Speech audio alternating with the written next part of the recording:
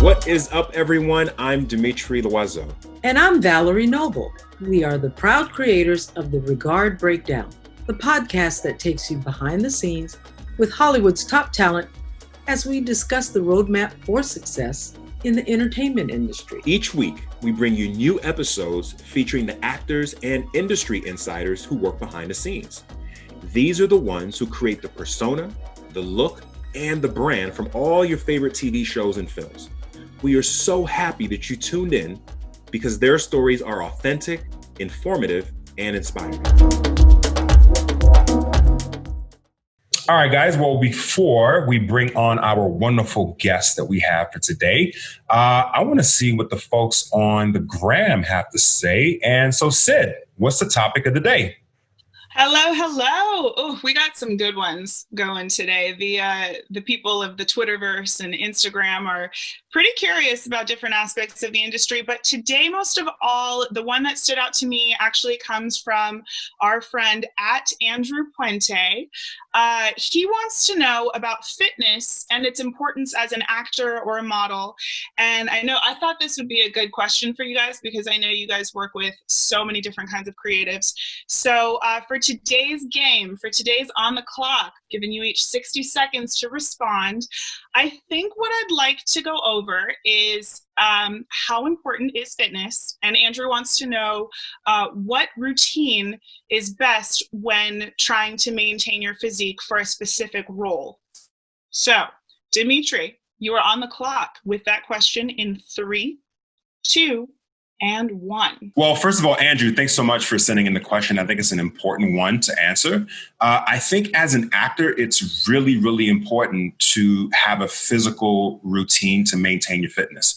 One, I think it's great for you physically. Obviously, it's going to show some results. But I also think from a mental standpoint, it also kind of helps keep us, keep actors also balanced and sane as well at the same time.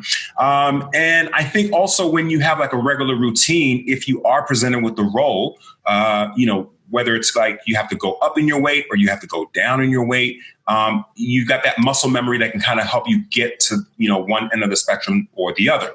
One thing in particular that I can think of is Joaquin Phoenix and what he did in his role as a Joker. Like you didn't even see Joaquin anymore. You saw his character, the Joker, right? And I think that that's what draws you into the character. And then, of course, when he won his Oscar, you saw him at his regular weight, but just the sheer amount of effort that he put into that. Oh, Dimitri, you off the clock. It was real. Get into that one. You got a lot to say. I don't know. Maybe we'll have to touch back on this topic a little bit later or in another episode. But because now I want to know, I'm inside all the time. I need a new routine. I need to get my life physically together. All right, Miss Val, you ready? Yeah, I'm ready. That was good, Dimitri. That was really good. So here we go. All right. You keep coming in under the clock, so I'm curious to see if you can do it again. Okay, let's try. Quick reminder. The question is how important physical fitness is as an actor or model. And if you have any tips or tricks or you've heard anything about a good routine to maintain your physique when it's for a specific role. You are on the clock in 3, 2, and 1. Well, I think physical fitness is really important, just, in order to stay in overall shape across the board. The best routine is consistency. So being able to do whatever routine you have at least 2 or 3 times a week, I understand that's probably your best bet. It's perfect for models because, they want to stay in shape because they're often required to wear form-fitting clothes or maybe bikinis or doing bikini shots. And for, of course, actors, you want to be able to stay in shape because you have long hours, long days. And it's kind of nice when you've got a good health routine because it keeps you, it enables you to continue when you have a long and heavy schedule. Tips, I'm not the one to ask because I haven't been working out lately. So I'll leave that to the professionals.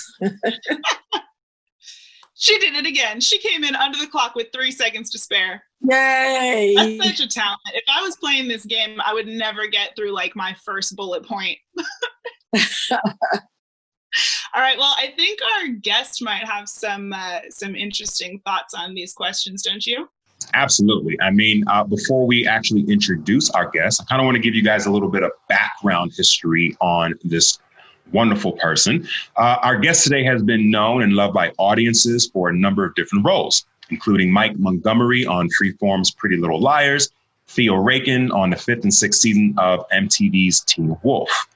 He's also made notable appearances on such shows as True Blood, Grey's Anatomy, and Back to You. The feature film, Killing the Irishman, and fans of the video game Final Fantasy remake might recognize his voice as he gives life to the character Cloud Strife. But currently, you can find him starring as high school football player Asher Adams on the CW show All American. And of course, we are so happy to have him here with us today. Let's welcome to the show, Cody Christian.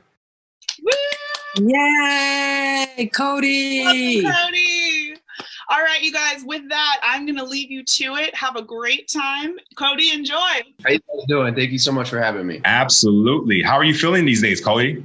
I'm feeling good, man. A little mental stir crazy, but nothing that I can't overcome. I think the priority right now is just overall health and safety for myself and for everyone. So I think understanding that the state that we're in is not permanent and it's just a transition. And I think there is definitely light at the end of the tunnel.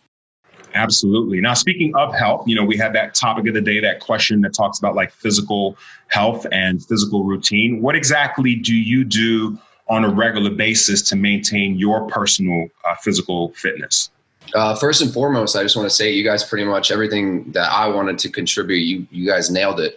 I think the best routine is that is consistent, because no change is really going to happen if you're not showing up consistently. And through that consistency, you're getting taught what I think is more important than the, physical health benefits, and that's the mental discipline.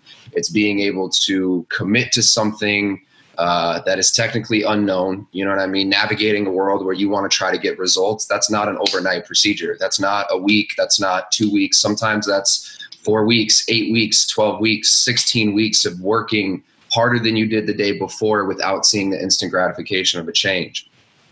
But as far as like using your physical body for elements of storytelling, that's just as important, for anybody in this sort of profession.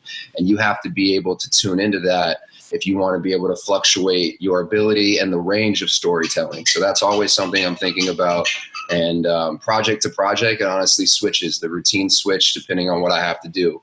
Currently, I'm doing football training. So before, instead of it was, maybe a lot of lifting, now it's a combination of moving very quickly and specific athletic training on the football field, route running, working with like my hands to have better reflexes and catches and all that kind of stuff. So it really is dependent on the project, but in my opinion, it's a priority. So I always try to make time for it.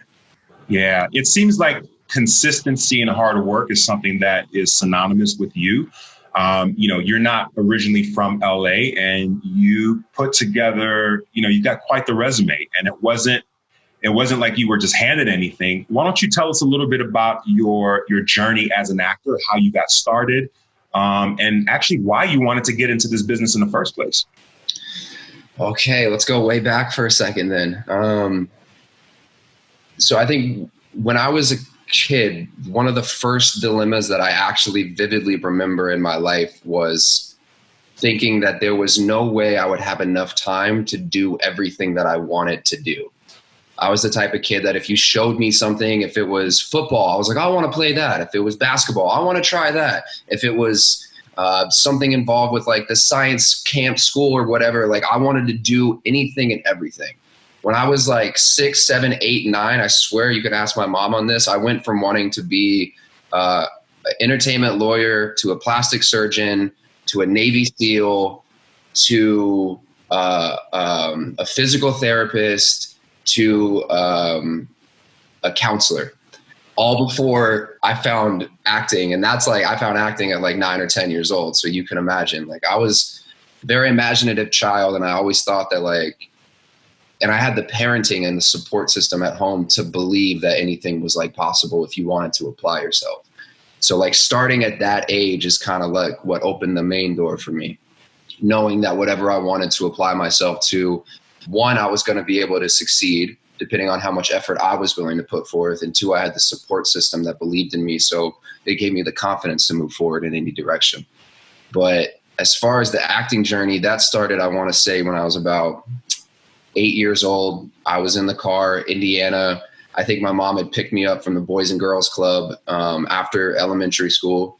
And we were driving home and I heard a commercial on the radio for an acting school in like downtown Indy. And they said that they were hosting like auditions and anyone that was interested should come by and check it out. And it was going to be a great like camp exercise. Anyone could enjoy it, whatever. So I asked my mom if she would take me and she did. So we went, I auditioned for this school. Hindsight being 2020 is a little bit of a scam. You know, they kind of take a lot of money from people and don't do the right thing all the times. But, you know, we didn't know. But it got my foot in the door of that world into this whole, like, you know, and also coming from, I was living in Franklin, Indiana. So when I say Franklin, Indiana, I really mean like there were not a lot of people. Kids were driving tractors to school. Like this is very real, very different from like LA. So when you start talking about anything artsy, the reaction that you get is not like in LA or New York. Like me, I remember vividly talking about being interested in acting when I was still in like 4th or 5th grade, and everybody looked at me like I was absolutely crazy. Like I said, I was going to like be the first person to land on Mars. But yeah, that audition at that school, man, started it all. So I got accepted into it. I started paying for classes. They organized a trip to New York, which was like an IPOP or an IMTA sort of convention where all of these students from all around the world in these schools would come and compete in front of talent managers and agents and casting directors, so on and so forth. So I ended up going there at about 9 years old to New York, and everything that I competed in, I finished like top 3, and got a bunch of awards for it. But that gave me a little bit of attention from some managers and agents and reps out in LA. And they pretty much told me whenever you're out there to hit them up. And my mom took me out to LA for the first time when I was almost 10 years old, and I haven't left. So, you know, it's been a lifelong dream, man. I'm 15 years into it now. And I still feel like I'm just getting started. That's amazing, man. You know, what I do like about what you said, and you kind of repeated a few times, is the level of support that you had from your family, and how important that was, because you weren't getting that. It didn't seem like you were getting that kind of support from, you know, your friends at school, you know, your classmates. You know, they just thought maybe it was a pipe dream, right? How were you able to kind of like still be cool with your friends and not isolate yourself, but still want to be on that path to pursue your dream? I think that's a big misconception. I did have to isolate myself. I didn't have a lot of friends growing up. I was homeschooled because when I was auditioning as a child, nobody wanted to book a child. It was very difficult to find roles in the ages of 12, 13, 14, 15, because like, why would I hire a 15-year-old when I can hire an 18-year-old who can work way more hours than you? I could pay them a cheaper amount, and I'm probably going to feel more comfortable because an adult's going to have more experience than a child. So like I had to work 10 times harder just to get my foot in the door and show people that, one, I'm capable of being professional. I'm young, but please don't write off my like attention and time that I put into the craft. And then when I was 15, like I got my GED immediately. So I was homeschooled through middle school and all of high school. But I took my exit exam the second I turned 15 and was eligible so that I could be working as a legal 18 adult in the industry. So with that sort of schedule and being homeschooled and, you know, being a teenager and adolescence, it's like I didn't really have a whole lot of friends. And that was part of the sacrifice. There's times that I sit now and think like, you know, I missed out on experiences that most of my peers and friends now have and had shared. Like I've never been to a prom. I've never done anything like, you know, I was never in a high school. So I never had that like core friend group.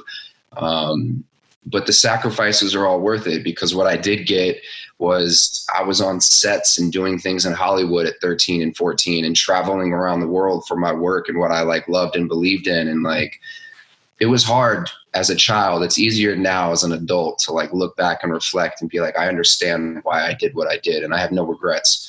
I did whatever was necessary to like pursue like a dream, and that was like more important to me at the time. But yeah, man, it's, you know, it was a part of it. It was a big sacrifice. And that was actually something that my parents were very concerned about. My parents were always like, we don't want him to miss out on a childhood. So they were very, very, they were aware of it, and they were adamant about doing whatever they could to keep me as a child as long as I could be a child, because I was in an industry, man, where like nobody wanted that. I pulled up on set and they wanted an adult. They wanted somebody that they knew that if they were paying for it, they were going to get exactly what they wanted. So I had no time to be like a kid. So it was weird. It was a weird transition period for sure.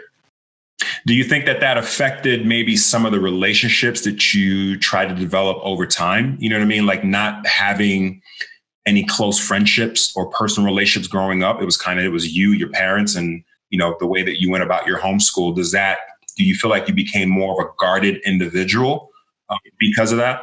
Absolutely. It kind of just felt like, me against the world. It felt like I was the only one in control of going after what I wanted, and nobody else around me could like provide or facilitate that. So then it became the question of like, well, how bad do you want this? You know what I mean? What are you really willing to do? Because like, there's certain sacrifices that have to be made that nobody really realizes or talks about. But, you know, when I was 16, it was a choice of like, do you want to go hang out with the friends, or you have a movie that's coming up, you know, you're auditioning for this film tomorrow. Like, are you really ready? You know, being off book is one thing. Did you really take the time to dive into that? Did you really like mold this character? Are you going to go in there and give them the best version and impression of yourself? Because you might have one chance, you know what I mean? So it's like, it kind of forced me to just reevaluate my priorities. And also when I was younger, grow up very quickly. So when I was 15, I was like, nah, it's more important for me to stay in and focus on this than to go do that, even though I want to. So it was always a constant, like trying to find a balance of being a kid and having a normal life, but also knowing that the time that I'm investing at a young age is going to pay off. And, you know, if I did anything different in the last 12 years, I really believe that my path in this industry would have been different. So like I was in a place for a very long time that everything that I was willing to do and all the effort that I was willing to apply was like, I knew in my head, there was never a doubt that like I could get there. It was just a matter of like, I don't know when. I know it's going to happen. I've already made that decision in my mind. And I think that goes hand in hand with what we're talking about too, is like self-belief, you know, and that caused me to go in, because I'm sitting here as a kid talking about my future dreams and aspirations to other people my age, and nobody's really like accepting that. You know what I mean? You know how kids are. Like I'm saying like, oh yeah, I'm going to win an Oscar when I'm older. And the response I got from that as a child was like, you know, like, you're ridiculous. Stop. Why do you think that you're like, what makes you, this is the response I used to get a lot when I was younger. And it was like, what makes you think that you should have that? Like, why you? Why are you that special that like you can get that?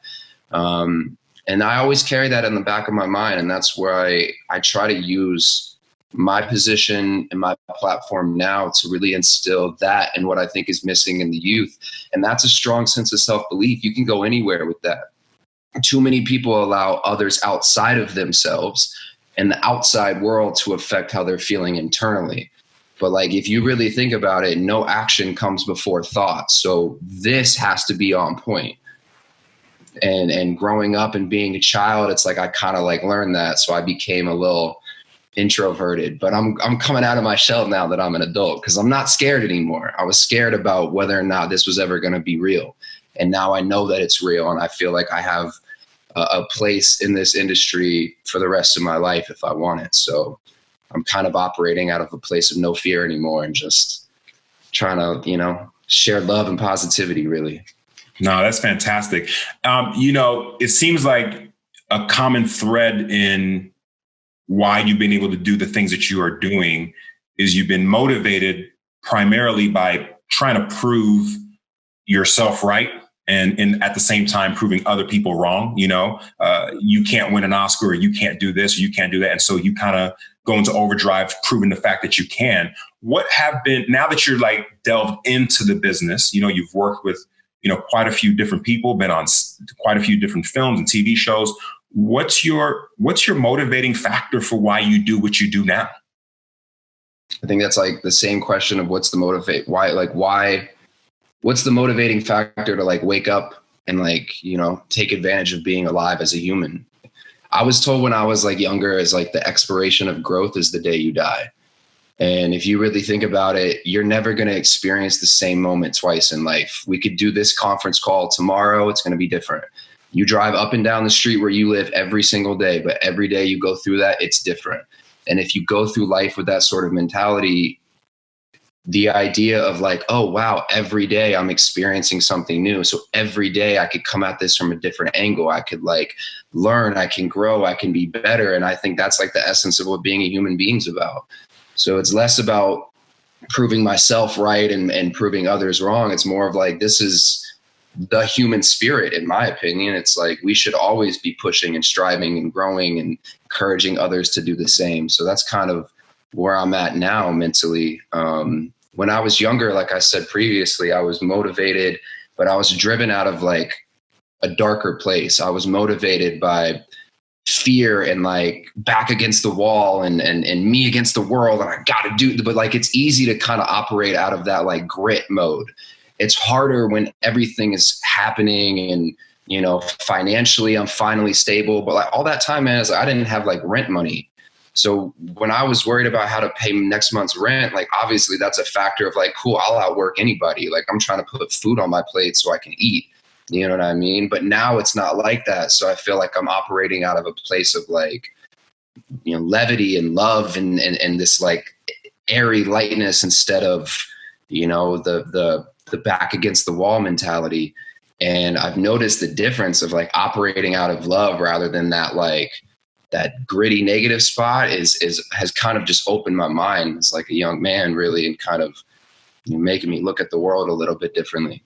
Yeah. Wow. He sounds like you, Val. The belief of self, this is something that you talk about a lot.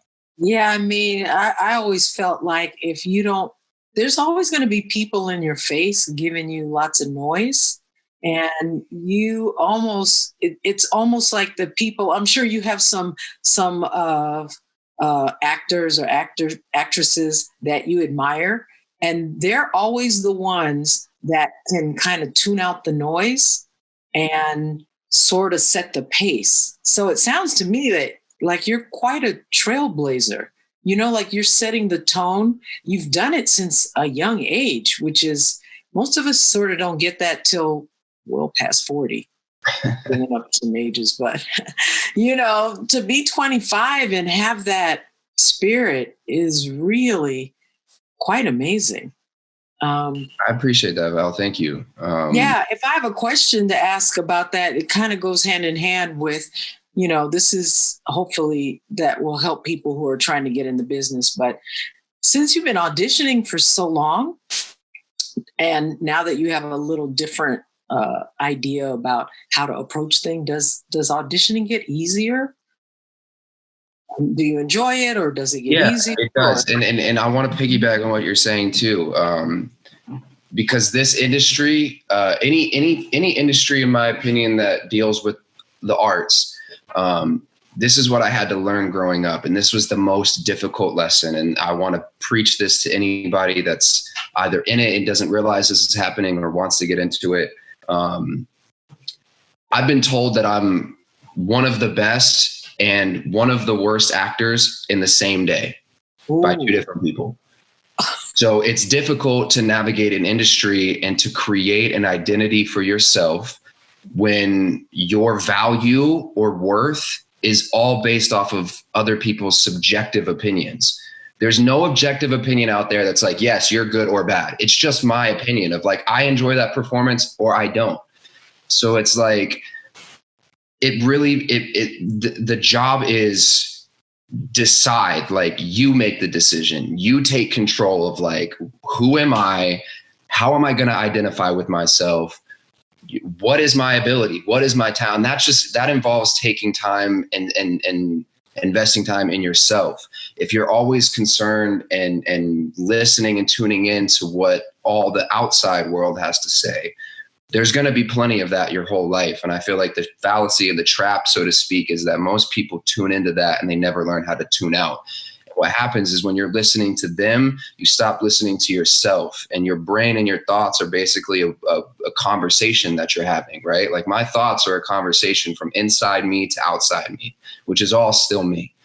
But like, you have to take responsibility and control and decide of like, no, this is who I'm going to be. And just kind of like really understand that it's like nothing outside of you can affect you. Somebody walks up to me and slaps me in the face even. It's like my reaction, I'm in control of that until I release it, right? So no matter what, in a world where we have absolutely no control over anything, we have the most control because we can control ourselves. We can control our thoughts. We can think about things and then evaluate our thoughts. And that's what like acting has taught me, right? When I was a young age, it kind of taught me like acting is an art form of being alive. That's what my mentor used to tell me every day I went into class. Acting is the art form of just living. And most people don't take the time to ever live because no one's ever really present that much because, again, we have so much noise up here. It's like, how can we enjoy the present moment when all we're doing is listening to all this chatter that's all contributing to like how we identify, right? Who we are as people. So the art form in itself really taught me how to kind of get away from all of that. And it took years and years, but it's like, I'm happy to be able to preach that message now. But more importantly, with auditioning and just the whole process of one thing that I wish I could tell like younger me is it's a long game and you have to be patient. Everybody wants it now. I wanted it now. I would book a guest star and be upset that it wasn't a series regular. I would get a part in the film and beat myself up because it wasn't the lead. But every single thing that I've done and every audition that I've gone on and every project that I didn't book has like helped me form a career. And that's the difference. It's like, I'm not trying to be here for 2 minutes and be gone. I'm trying to be doing this until I'm 55 or 65 years old and finally to say like, all right, you know what? I'm done with this. But like longevity, and to have longevity, you have to be willing to see the bigger picture and understand that like, that's going to take years. You want to be a surgeon? Guess what? You're going to have 8 years of just schooling and then another 4 of getting like the ball rolling. That's 12 years of an investment. You can't just get it right now. Most people want like in this industry, they want the instant gratification. And it's like, dude, I've been on thousands of auditions that I didn't book. Thousands. I've had thousands of people tell me like, no, or you're not right, or not this time, it's not going to work out. So like, I don't care. It's like, I understand that time is on my side with this. So I'm just really grateful that I was able to figure out what I wanted to do at a young age so that I could continue to invest more and more time, because that's really what life is. If you want to get good at anything, it's like, how much time are you willing to invest? And with this industry, I'm willing to put my whole life into it. Excellent words of wisdom. Excellent. So many good nuggets in that one. And wow. I appreciate you guys having me, and also the types of questions that you're asking me. I don't feel like I get to, and you know, most of the things that I do all the time, really have an intimate conversation about, you know, like mentally what's going on. Because I think, again, what I was saying earlier is I think it's important that like we really start tapping into moving forward just as a collective, as a society. It's like that needs to be a consideration. People's thoughts and emotions need to be taken into account, because that's what defines human beings. Too many people look at end results. You know what I mean? It's like, we got to figure out, like, you got to look at another person and be like, there's so much, we're probably having the same thoughts most of the time. You know what I mean? But like, we've created this separation, and it's just like, I don't know. It's almost like it's not okay to like discuss people's like mentality and mental health and emotions and how that all is. And I don't believe in that. I'm like an advocate for it.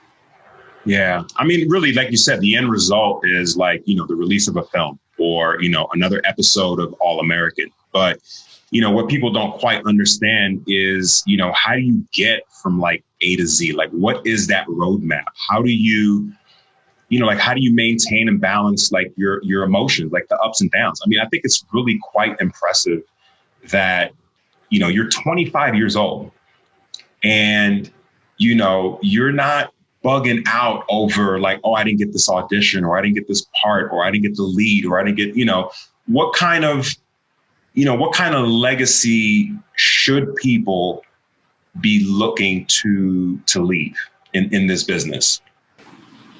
I mean, I think that's a subjective thing, you know. It's like some people have different motivators and some people are interested by different things. I've talked to individuals that all they really care about is making as much money as they possibly can before they die. And maybe their dollar amount will, you know, speak on what they did in the world. It's just, it kind of differs from person to person. So I can only speak on myself of what I wish to leave. And what I wish to leave is just kind of,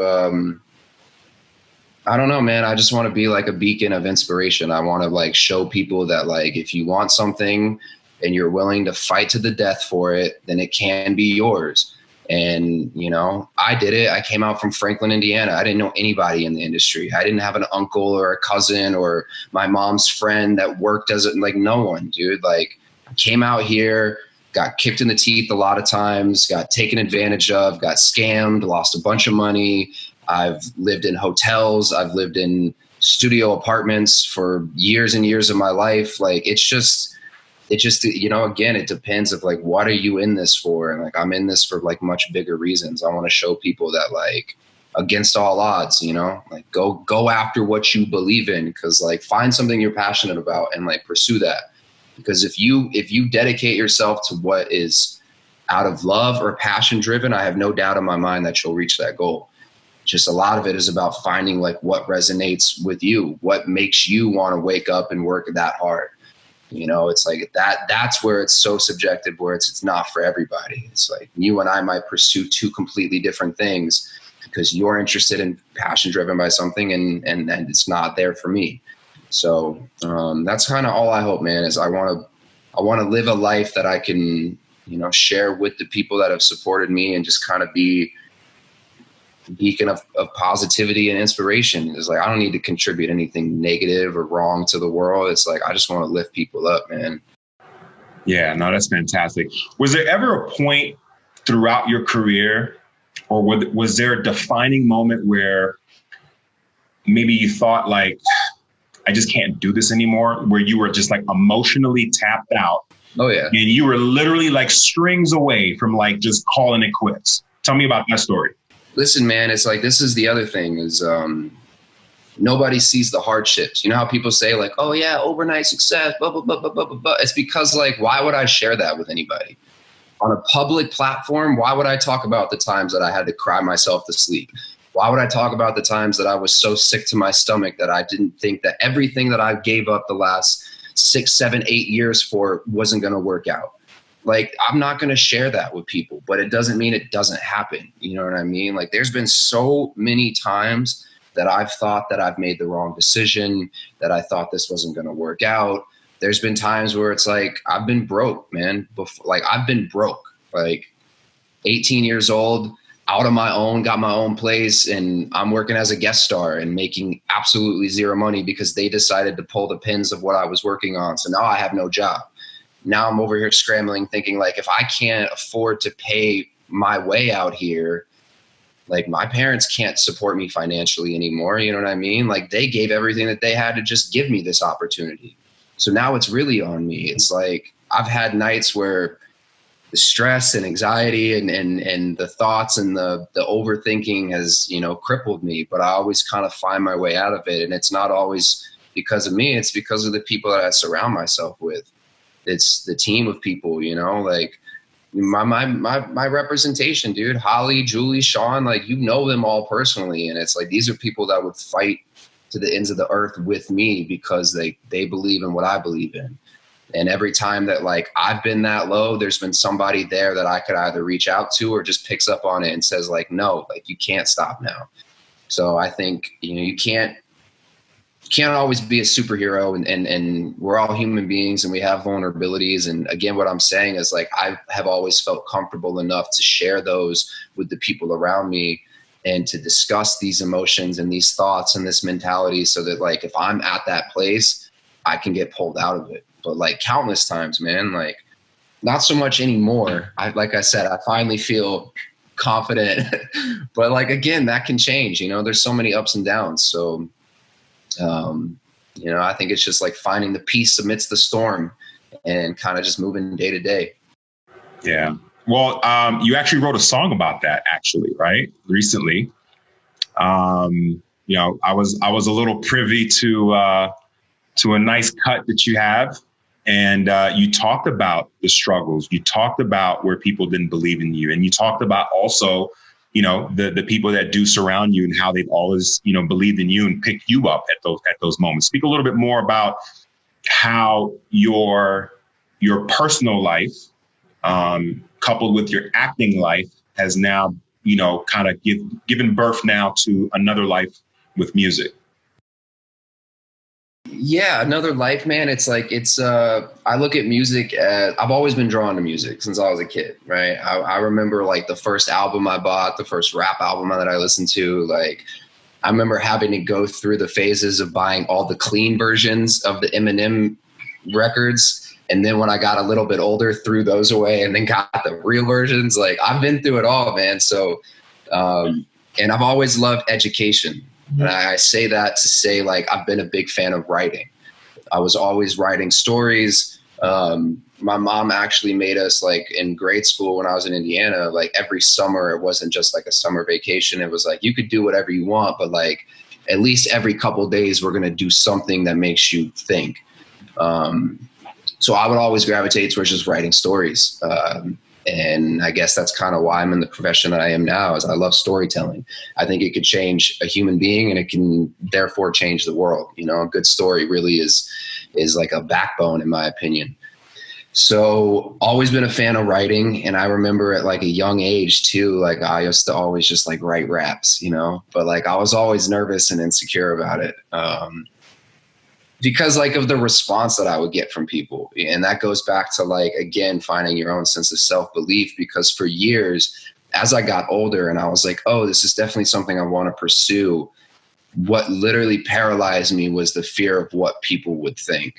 Of like, if I came out and like, now I'm an actor, but like, I'm trying to do music, I'm like, everybody's going to think I'm a joke and this is going to ruin my career and no one's going to take me seriously anymore. And I had every reason to justify why I shouldn't do it. And then I realized I had no reasons to justify why I should. And that's when I was like, wait a second, like, this isn't right. So I knew music was something that I wanted to pursue, but again, it was like a timing thing.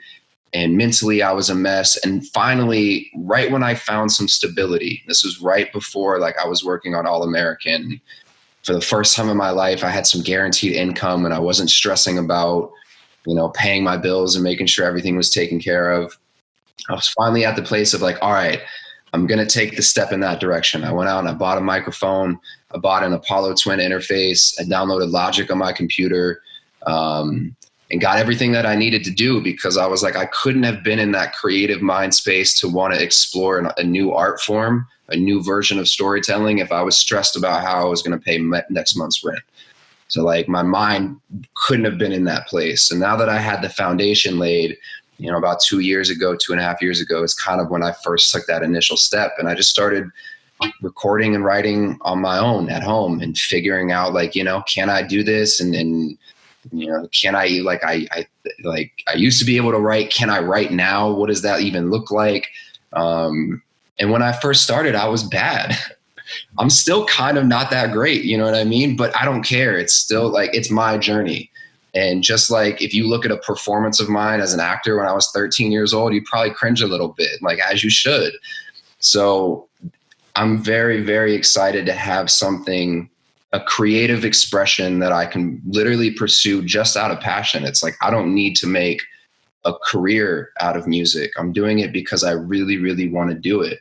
And I have the control and now the foundation to really just do it on my own. It's like with acting, I love it, man. It's my passion. I'm going to do it to the day that I die.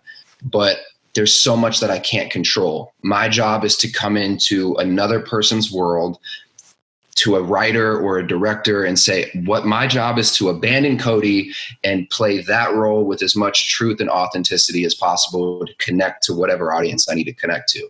it's not about me. It's not about my thoughts and my feelings or what I care about. It's like, it's about the story. It's about the project over everything. Music is finally my first chance to like take some of my own thoughts and what I want to share with the world and be like, hey, here's a non-aggressive way to be invited into my brain. And if you want it, you can listen to it. And if you don't, then like, cool. I'm not saying anything that's going to offend anybody anyway. I'm not trying to ruffle any feathers. It's just like, I'm exploring myself. I'm exploring my own brain, my own creativity, and writing my own dialogue to like support, you know, like a passion of pursuing music. So I feel very alleviated, especially now that I've let myself say, you know what, forget what everybody else thinks. I'm just going to do and follow my heart with it all. I feel like a better person, honestly. I feel like I don't have that like stress and anxiety inside of me. And I think that's like, you know, again, goes to what we're saying. You follow a passion. I feel like, you know, all that like pressure that you feel from the outside world is going to start alleviating when you realize like you only have to do what you want to do. You only have to like, there's one person, man. I got to look at myself in the mirror every day. So I could play you a song right now and you can tell me it's trash. Guess what? I'm gonna be in the studio tomorrow. Cause like, I don't care. I don't need to care. It's like my heart feels fulfilled having made that track. So your opinion is not going to take that away from me. That's amazing. Yeah, man. I'm excited about like the music. I'm excited to get good at it too. You know what I mean? Like I know where I'm at right now. And the more again, with time invested, it's like the more I apply myself, the more I immerse myself, it's like, I've already seen it. I could play you my first record to a record I cut like 2 weeks ago, and it doesn't even sound like the same person. And that's happened in like the span of 2 years. I can't imagine what it's going to look like in 3 years, 4 years, 5 years, 8 years. You know what I mean? Like, I'm so excited always with everything about the future. You know what I mean? Like, and not taking anything away from the present moment, but I just look at like, if I'm here now, imagine where I could be in 5 years. Yeah. So, I mean, it seems like you kind of gauge yourself with respect to, you know, being good and not being so good, and, you know, look at the progress that you've made in the past couple of years. Are there any particular like music artists that you're using as a benchmark to say, okay, if I'm doing it like this, now I'm at this level? How are you gauging that? I'm kind of just, you know, it's my own journey. I see other people and I'm like, look, cool, Grammys and billboards and all that. That's awesome. But it's like, you can't have that until you find your own truth and authenticity of storytelling. You look at any successful artists because they started tapping into this. So it's like, my journey involves that. It's like, let me just be on my own and do my own thing. And I'm grateful to be in a place and have the foundation that I have where it's like, I don't need to go run to a record label to be like, hey, can you please help me like afford studio time and put my music out? Like, I've created something where I can have my hands on it from start to finish. And that's it. It's mine. It's my little project. Nobody else has to be involved. Nobody else has to like, it's just me discovering me.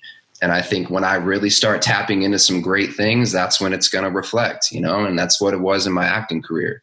Started from the very beginning, and I learned and I grew, and I was driven by that passion. And when I really started to like, when things started to line up and it became less of like something that I was doing and more just like me being me, that's when like the success kind of came. So I'm excited to, you know, almost rinse and repeat in its own way with this journey with the music. That's amazing, man. With respect to family, because I know family is very important to you. I know that family was your stability in, you know, getting into the business and even just withstanding everything that you have in these past several years. We know that your mom is a breast cancer survivor, which is amazing, and that you've actually taken that very personal in a sense of using your platform to be able to advocate for that. Can you tell us a little bit more about that? Yeah, man. When my mom got diagnosed, we didn't have like a lot of money. So like, it was definitely like a big financial burden. And then that kind of like you know, coupled with like, we're living in an apartment in Hollywood and my dad's out here and my brother's gone in school on the East Coast. So it was my dad, my mom, and I, and things were tight, you know what I mean? And this is getting something like that. That's like a life-changing event. The reason I'm so personally connected outside of it, of course, being my mother, but I remember the look on my mom's face, and I remember her first decision being like, all right, I'm not going to do this. Like, I'm not going to do the treatment. I'm not going to like go through,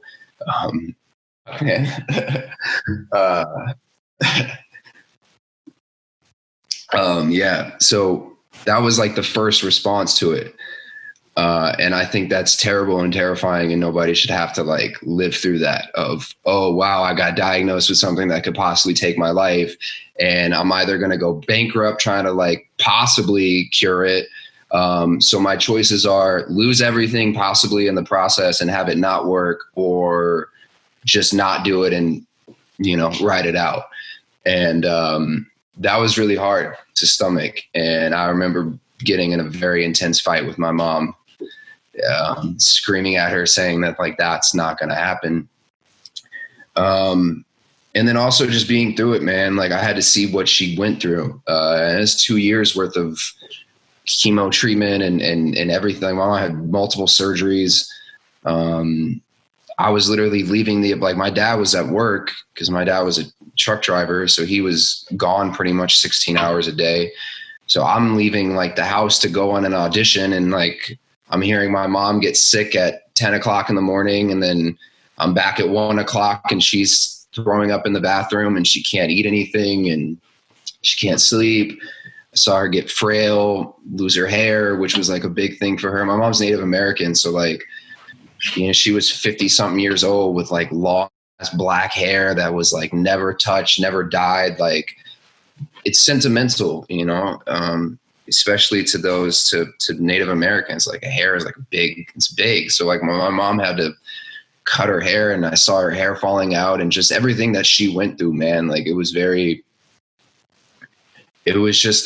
very visceral experience that even though we're past it and she's been on the road to recovery, it's like, I'm not going to forget those feelings and those emotions. And, I'm one person out of millions and millions and millions of people that have to deal with that. So anything that I can do to contribute to the cause or to research or to funding, it's like, again, man, I'm in the beginning of my career. So if what I can do to alleviate some pressure and help is where it's at now, imagine where it's going to be in 25 years. I'm going to fund research to like take cancer off the planet. You know what I'm saying? Like, just big dreams with it all, man. But yeah, it sucked. It sucked. I appreciate you guys listening too. It took me a minute to get through that. No. I mean, you're talking about real things in real life and the things that really affect us. And it's obvious that, you know, the relationship with your mom, what she went through, what she is continuing to go through, it shapes your mind. It shapes your life. It shapes who you are. And I think that's probably the most impressive thing that we get out of you is, you know, I think Val and I were talking about this earlier, is like, you're such an old soul. And we know why, really. You know what I mean? You've been through more than than a lot of other 25-year-olds have gone through. And again, yes, you're not the only person, but it's really impressive to be able to see this out of somebody who's so young and yet so focused and so driven. It's a wonderful thing. And that's really what I want, you know, what we want our, you know, audience and listeners to really understand is nothing gets handed to you. You know, you gotta make a decision. You have to decide, and you gotta stick to it. Power and choice, man. Power and choice. And that's like the biggest thing that I can say is like, you want something, decide. Stop thinking like, oh, maybe I'll try this, or like, also be real with yourself. Be accountable to yourself. Know when you have it. Know when you're bullshitting yourself. Excuse my language. But like, it's important, right? Like, I could say like, oh yeah, I went to the gym today. I worked out, but what did you really do? What did you really do? Did you like really go in there with intensity and focus and really try to push yourself past limits? Or did you show up to say you showed up? Because if there's a difference and you're not at a place where you can evaluate your own choices and your own behavior and your own actions, you can't like grow. It's like on you to like be able to look at what you're doing and be like, well, is this good enough for me? Am I proud of this? Because it's like, if you go in there and you have something, man, and you do that consistently and you don't get results, it's going to give you all the justification in the world for you to be like, this isn't for me. Oh, it didn't work out, which then creates a feeling of negativity or animosity or whatever. And then now that's going to manifest inside of you. And now you're going to go through your life projecting these negative feelings and towards other people who haven't gone through what you have gone through.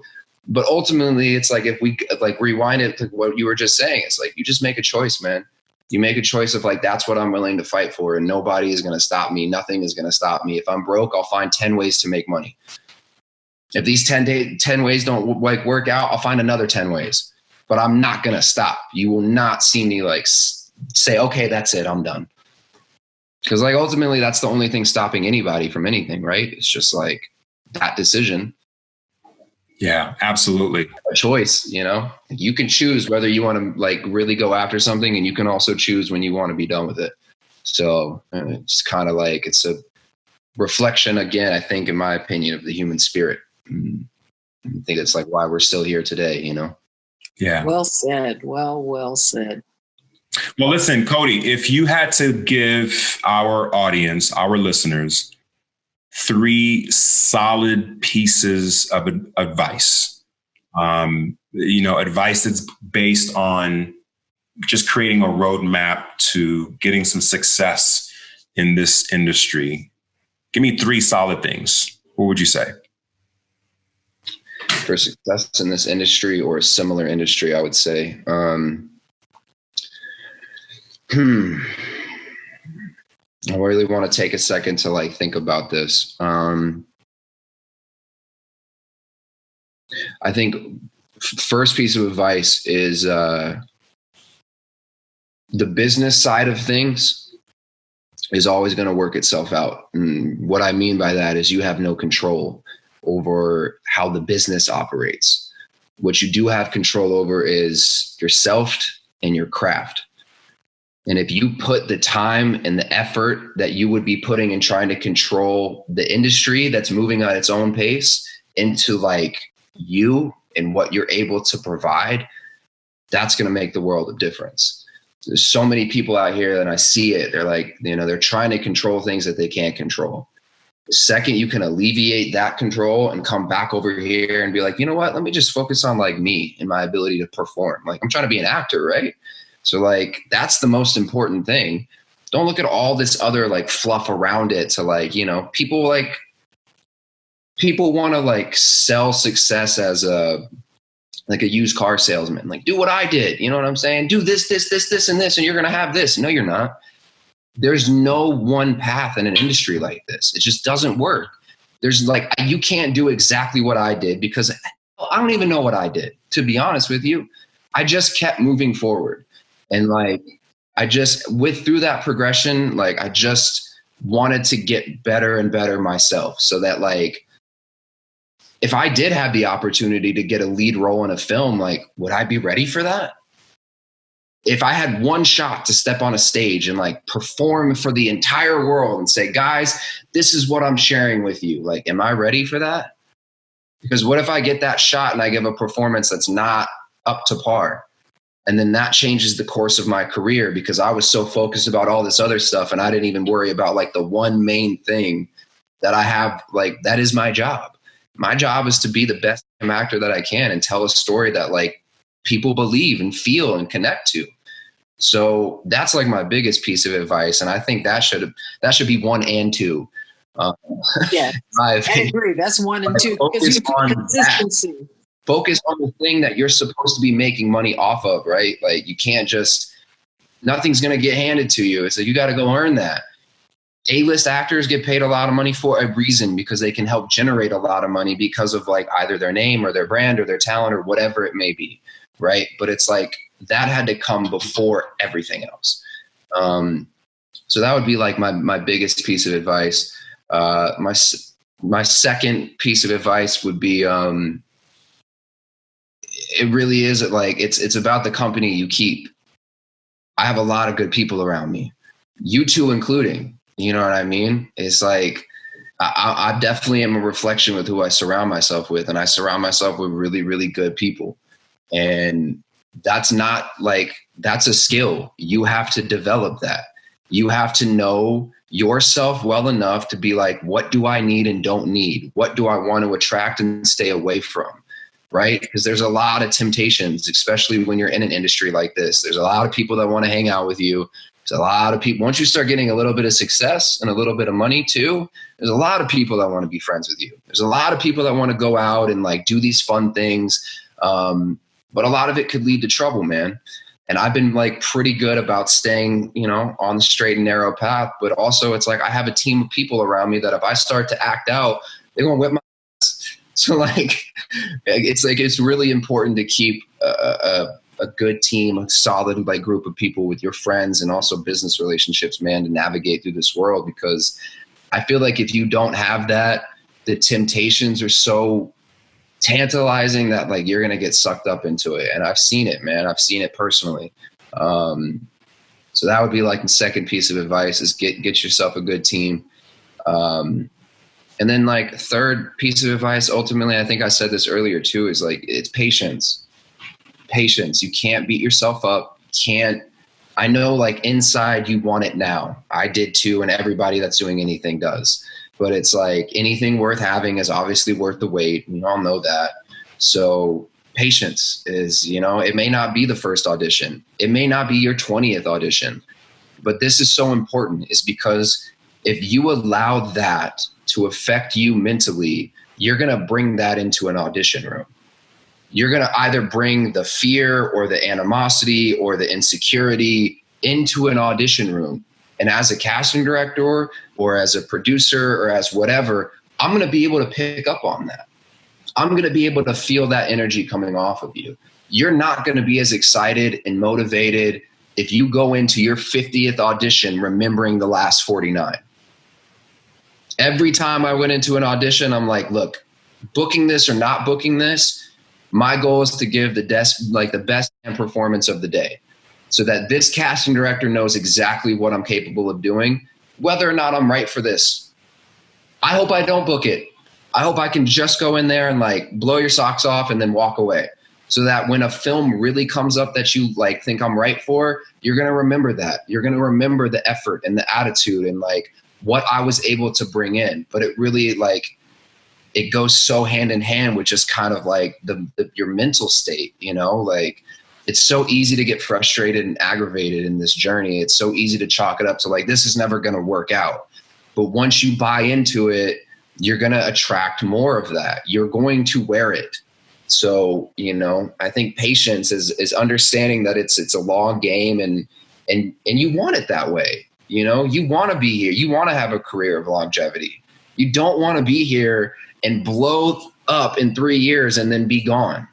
Like you want to grow. You want to have like, look at the last 20, 30 years of my career, you know, like that's where I'm trying to get to. And like I said, it goes hand in hand with just being patient, being gentle with yourself and understanding that, you know, it's going to be a long ride and you have to be okay with it. Wow. Val, I don't know about you, but I think I'm going to be signing up for his masterclass.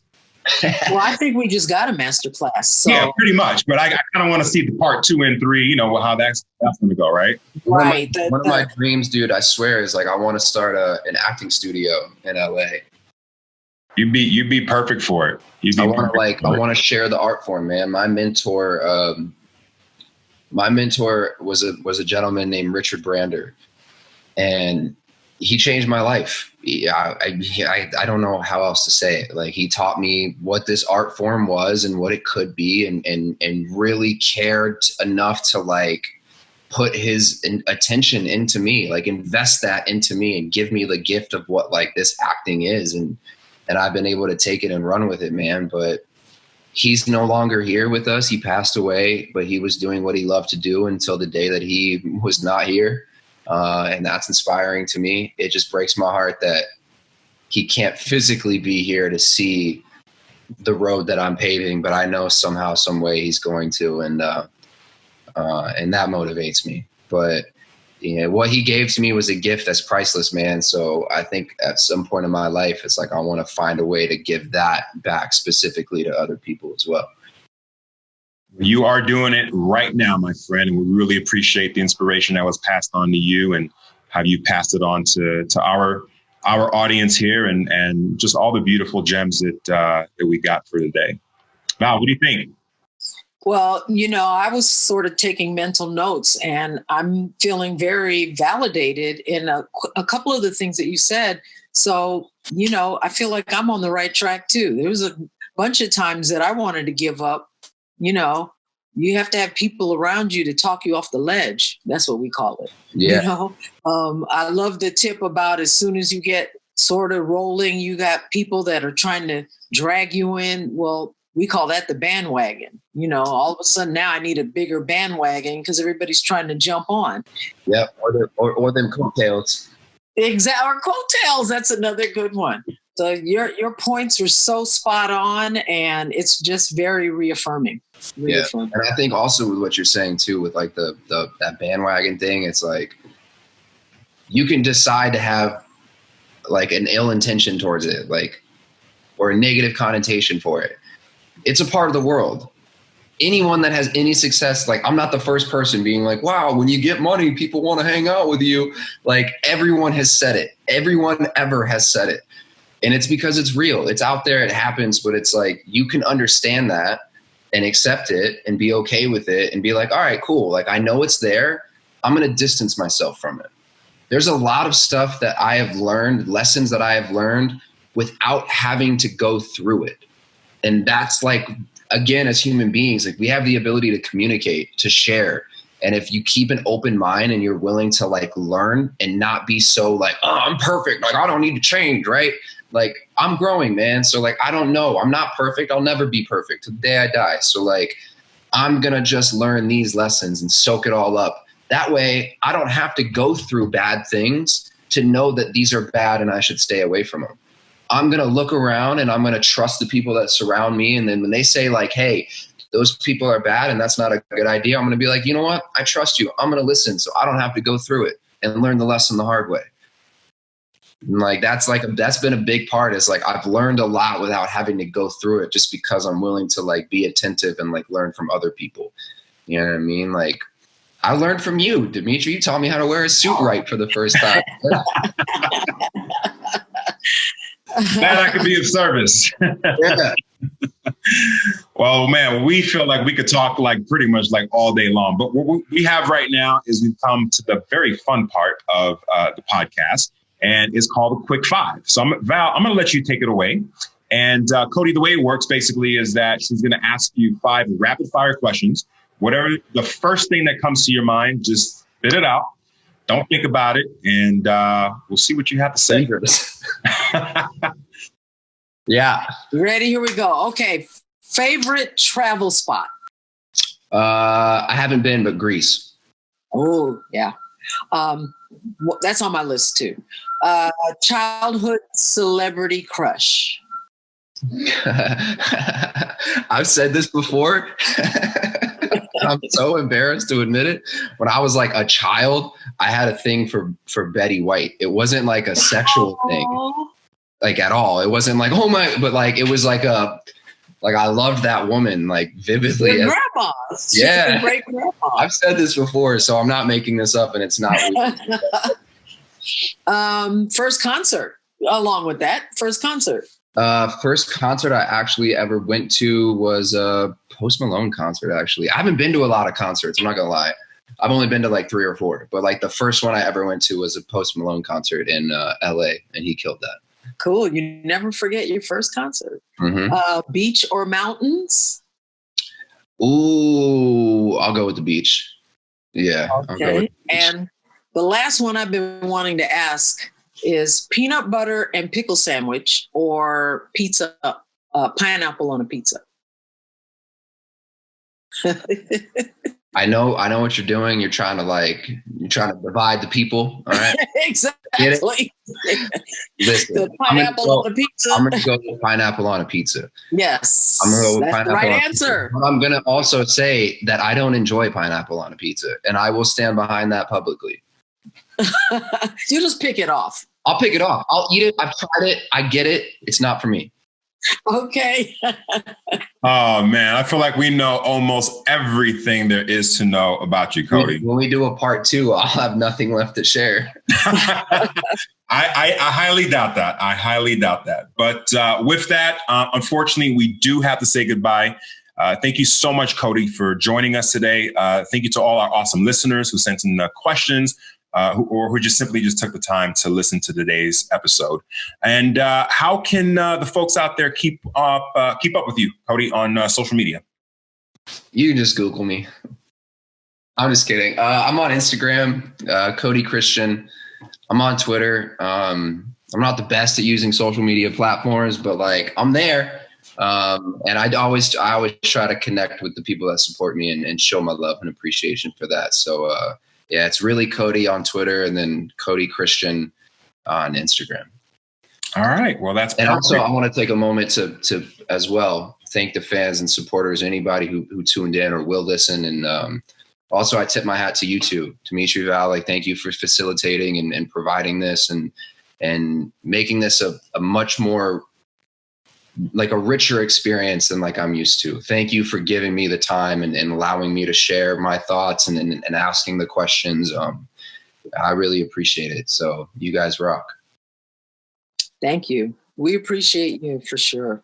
Absolutely. Well, stay safe. I know it's crazy out in the world. I have a nice reservation on my couch that I gotta hit. I can't miss that. Sounds good. Thanks again, Cody. And we'll talk to you next time. Okay. Absolutely. Take care, guys. Thanks, Cody. All right, my friend. Take care. Bye-bye.